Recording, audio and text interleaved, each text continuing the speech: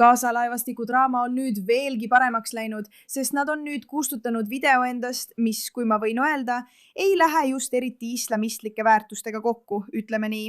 Ja loomulikult pidid nad selle kustutama. See lihtsalt tuli internetist eemaldada, sest inimesed lihtsalt ei läinud sellega kaasa, aga on olnud palju valesid nagu tehisintellektiga võltsitud pildid. See mees, kes arreteeriti, tead küll, see, keda süüdistatakse seksuaalses väärkäitumises ja kes juhtis seda laevastikku, teeskles, et tema käed on selja taga raudus, kuigi tegelikult need ei olnud. Ja ta lihtsalt tahab luua seda kuvandit, et iisraelised kohtlevad neid halvasti. Vaatame selle kõik üle, sest ausalt öeldes on see natuke hale ja samas ka veidi meelelahutuslik. Need on siis need laevastiku liikmed, kes Haiti Bashrami sõnul tantsivad nagu seksikad terroristid ja teevad Hamasi kolmnurga sümboleid, et oma juhte vabastada. Ma ei usu, et see aitab.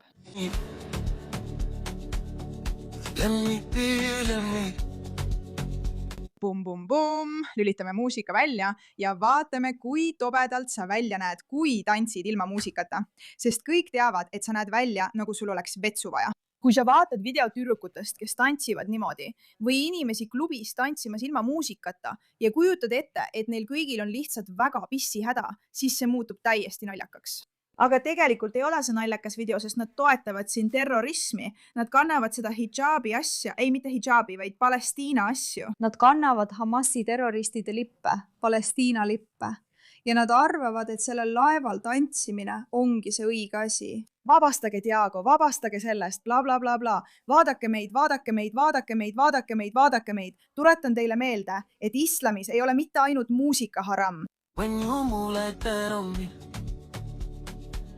Eks, miks peaks keegi muusikat nautima? Miks peaks see olema vastuvõetav käitumine? Mitte ainult see riietus ei ole muidugi haram, vaid nad teevad siin midagi, mis on nende eesmärgi jaoks ilmselgelt nii sobimatu, lihtsalt nii sobimatu, et nad pidid selle sisu kustutama. Ja see kõik tuleb pärast seda, kui seksuaalse väärkäitumise juhtumid on tegelikult saanud selle laevastiku peamiseks looks. Neile, kes ei mäleta, vanem korraldaja, see tüüp, Tiago või mis iganes tema nimi on. Kus see on?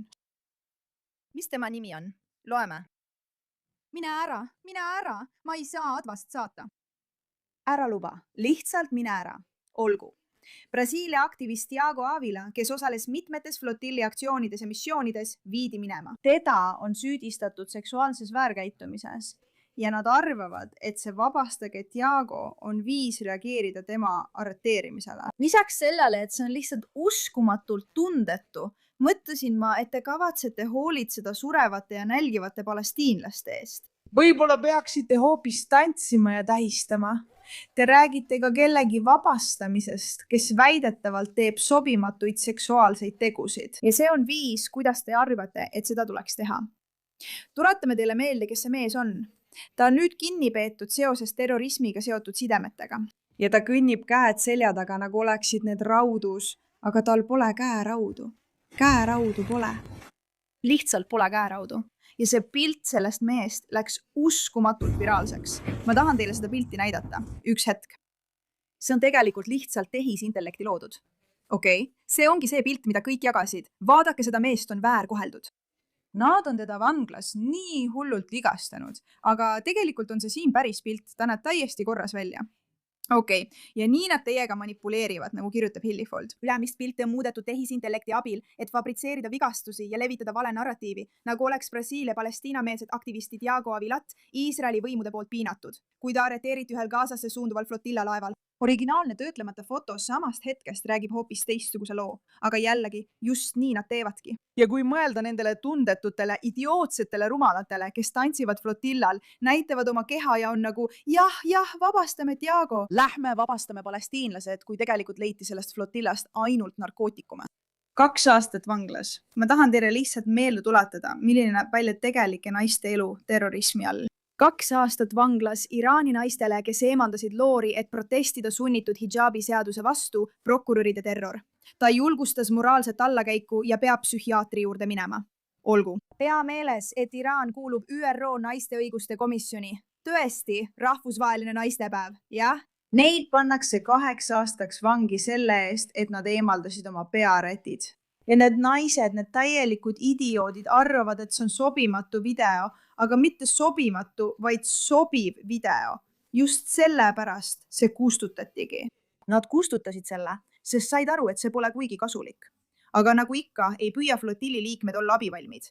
Nad lihtsalt toetavad terrorismi ja püüavad sellest puhtalt välja tulla. Loodetavasti raputavad nad end piisavalt, et maailm mõistaks. Jah, meil tegelikult ei ole moraali.